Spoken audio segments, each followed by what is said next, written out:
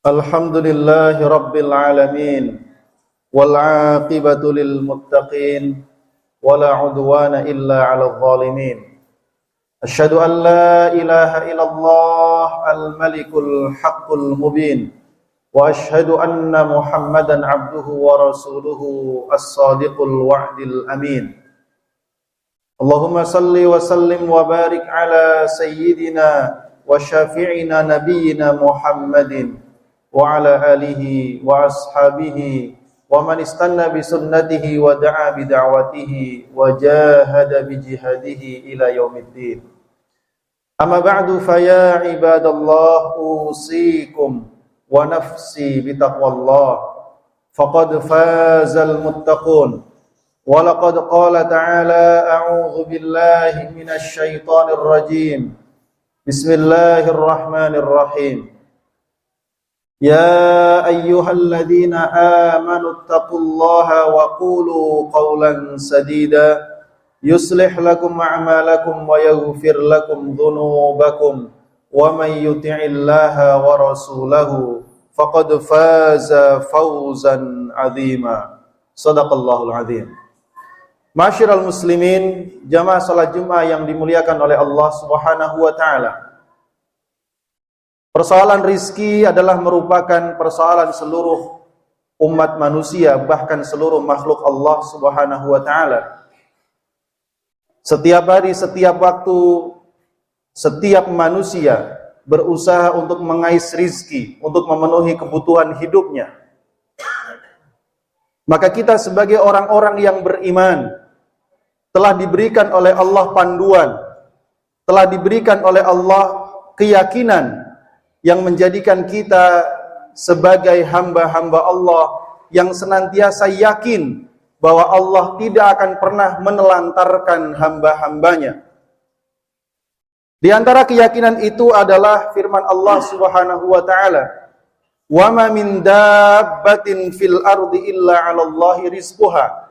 Tidak ada seekor binatang melata pun di atas muka bumi ini melainkan rizkinya telah ditanggung oleh Allah Subhanahu wa ta'ala. Allah Subhanahu wa ta'ala dalam ayat ini tidak menyebutkan secara khusus manusia, akan tetapi binatang, makhluk yang tentunya tidak lebih mulia dari manusia. Karenanya kalau Allah kemudian menanggung rizki semua makhluknya, bahkan binatang melata, maka tidak mungkin Allah menelantarkan manusia sehingga kemudian Allah tidak memberikan rizki kepada mereka. Ma'asyiral muslimin jamaah rahimakumullah. Rasulullah sallallahu alaihi wasallam dalam sebuah hadis yang diriwayatkan oleh Jabir bin Abdullah radhiyallahu an, beliau bersabda, "Ayyuhan nas ittaqullah, wahai manusia takutlah kalian kepada Allah, wa ajmilu fit talab, perindahlah cara kalian meminta kepada Allah. Fa inna nafsan lan tamuta hatta tastawfiya rizquha wa in afta anha." Setiap jiwa tidak akan menemui ajalnya sebelum ia telah melengkapi semua rizki yang Allah takdirkan untuknya, meskipun terkadang rizki itu datang terlambat. Fattaqullah, maka takutlah kalian kepada Allah, wa ajmilu fit talab, dan perbaguslah, perindahlah cara kalian meminta rizki kepada Allah. Khudhu ma halla, ambillah apa yang dihalalkan oleh Allah, wada'u ma haruma, dan tinggalkan apa yang diharamkan oleh Allah Subhanahu wa ta'ala. Namun karakter manusia yang tergesa-gesa, terburu-buru, tidak sabar mendapatkan karunia dari Allah, terkadang membuatnya mencari jalan pintas dan instan untuk mendapatkan sesuatu yang disebut dengan rizki dan kehidupan. Karenanya Allah Subhanahu wa ta'ala memberikan batasan-batasan kepada kita untuk mencari rizki yang halal, dan supaya agar kita tidak mengikuti langkah-langkah setan. Allah melarang kita untuk memakan harta di antara kita dengan cara yang batil. Allah Subhanahu wa ta'ala berfirman, A'udzu billahi minasyaitonir rajim. Ya ayyuhalladzina amanu La ta'kulu amwalakum bainakum bil batil illa an takuna tijaratan an taradim minkum. Wahai orang-orang yang telah Allah karuniakan dalam hati mereka keimanan, janganlah kalian memakan harta-harta di antara kalian dengan cara-cara yang batil, kecuali dengan cara perdagangan yang ditumbuhkan dengan rasa ridha di antara kalian. Al-batil, memakan harta dengan cara yang batil, disebutkan oleh Sayyid Tantawi dalam tafsirnya Al-Wasit, bahwa al-batil adalah segala macam bentuk cara manusia untuk mencari harta, untuk mengambil alih hak milik orang lain dengan cara-cara yang tidak diperbolehkan oleh syariat, seperti riba, perjudian, suap, korupsi, penipuan, pencurian, dan cara-cara lainnya yang tidak dihalalkan oleh syariat Islam. Kecuali apabila harta itu diambil alih dengan cara perdagangan yang ditumbuhkan dengan rasa ridho satu sama lain. Perdagangan tentu dengan akad-akad yang diperbolehkan oleh syariat Islam. Maka itulah merupakan jalan yang halal yang diperbolehkan oleh Allah Subhanahu wa ta'ala. Ma'asyiral muslimin jamaah rahimakumullah. Namun perlu memang kita akui bahwa terkadang kondisi ekonomi yang sulit, lapangan pekerjaan yang tidak tersedia dan sulit untuk didapatkan, dan terlebih lagi juga sifat tamak yang ada dalam diri manusia selalu mendorong mereka untuk mencari jalan pintas dan cara-cara instan, sehingga kemudian mereka tidak lagi memperhatikan rambu-rambu syariah, batasan-batasan halal dan haram. Di antaranya adalah apa yang hari ini sangat meresahkan masyarakat, baik itu berupa pinjaman ribawi ataupun juga perjudian, terutama judi online yang hari ini banyak menimbulkan korban-korban dalam kehidupan kita.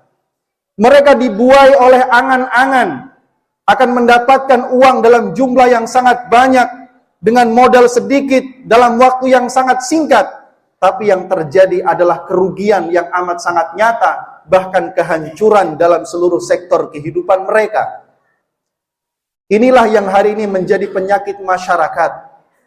Bahkan bangsa Indonesia yang merupakan bangsa dengan mayoritas penduduk muslim terbesar di dunia, menempati peringkat 1 se-Asia Tenggara dalam hal kecanduan judi online. Yang tentu mayoritas adalah kaum muslimin. Apakah mereka tidak tahu hukum judi?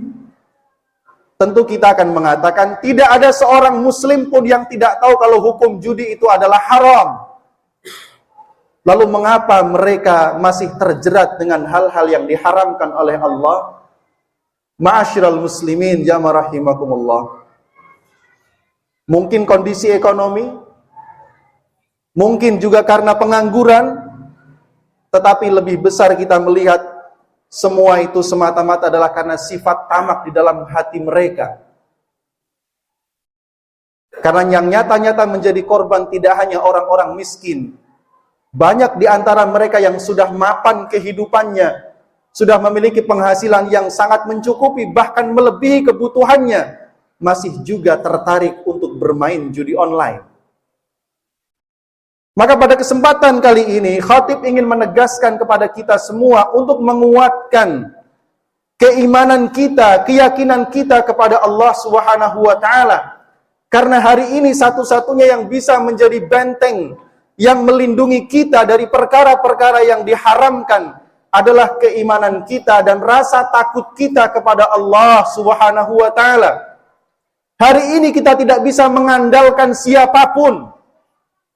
Hari ini kita tidak boleh menyalahkan siapapun.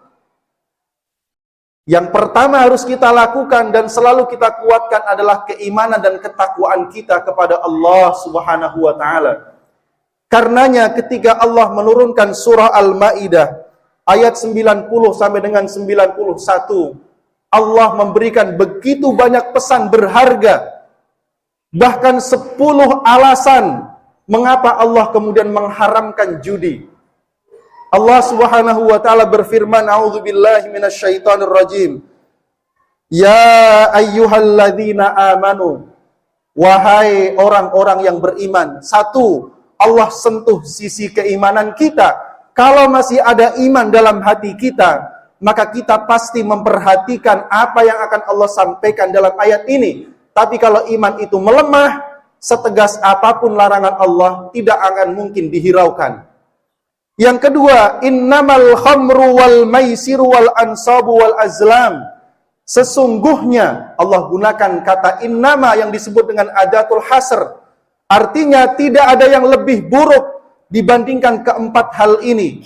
Al-khamr, minuman keras. Wal maisir, perjudian. Wal ansab, berhala. Wal azlam, mengundi nasib. Keempat-empatnya adalah merupakan hal yang paling buruk yang dapat merusak kehidupan manusia, baik di dunia maupun di akhirat. Yang ketiga, rijsun. Keempat hal itu Allah sebut sebagai rijs, barang najis, barang kotor, barang buruk yang seharusnya dijauhi oleh manusia-manusia yang memiliki akal pikiran yang waras.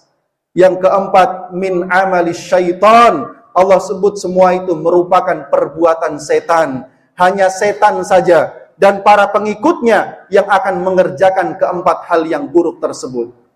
Ma'asyiral muslimin jamaah rahimakumullah. Kemudian yang kelima Allah mengatakan fajtanibuhu. Maka jauhilah oleh kalian semua barang najis tersebut.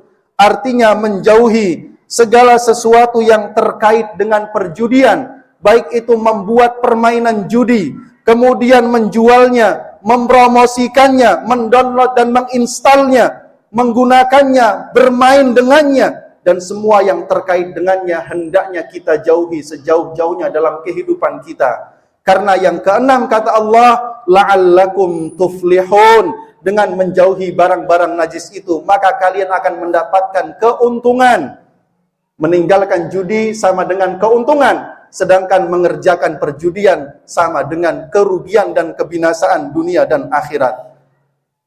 Kemudian yang ke-8 jamaah rahimakumullah, judi itu merusak kehidupan.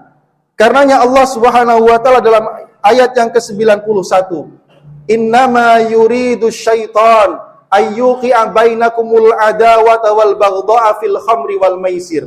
Sesungguhnya yang diinginkan setan dengan menyeru manusia untuk minum minuman keras dan bermain judi adalah agar menimpakan permusuhan, kebencian dan dendam di antara kalian.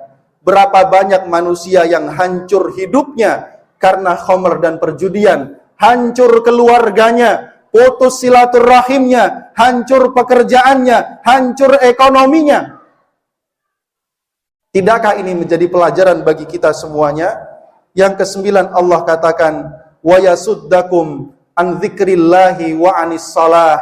Judi dan khamr juga merusak agama karena dia menjadikan kita lupa kepada Allah, dibuai angan-angan kosong, membuat kita lalai sehingga meninggalkan salat yang merupakan sarana utama untuk menguatkan keimanan.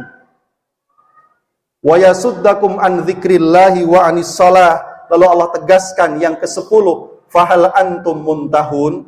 Setelah kalian mengetahui semua bahaya-bahaya tersebut yang ditimbulkan dari perjudian itu, apakah kalian akan berhenti dari bermain judi? Ma'asyiral muslimin jamaah rahimakumullah. Apakah ayat-ayat ini kurang tegas mengingatkan kita? Kalau ayat ini belum juga menyentuh hati kita, maka seruan ya ayyuhalladzina amanu tadi perlu menjadi koreksi dalam hati kita.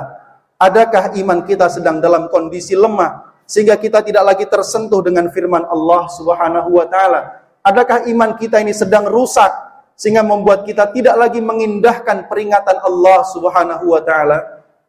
Kalaupun ayat-ayat itu tidak lagi membuat peringatan untuk kita, maka cukuplah bagi kita pelajaran bagaimana korban-korban judi online telah merasakan kehancuran yang sehancur-hancurnya. Agar itu semua menjadi pelajaran bagi kita semua. Karena apabila kita mengikuti jejak kehidupan mereka, maka tentu kita akan mengalami hal yang sama. Kehancuran kehidupan dunia, kehancuran keluarga, bahkan kebinasaan di akhirat. Na'udzubillah, tsumma na'udzubillah min dzalik. Mudah-mudahan Allah Subhanahu wa taala senantiasa menguatkan iman Islam kita, membentengi kita dari hal-hal yang diharamkan, memudahkan agar Allah memberikan kepada kita jalan-jalan rizki yang halal, serta memberikan kepada kita semuanya keberkahan dalam setiap rizki yang diberikan kepada kita semua insyaallah. Amin ya rabbal alamin. Barakallahu li wa lakum fil Qur'anil azim wa nafa'ani wa iyyakum bima fihi minal ayati wa dzikril hakim wa taqabbala minni wa minkum tilawatahu innahu huwal ghafurur rahim.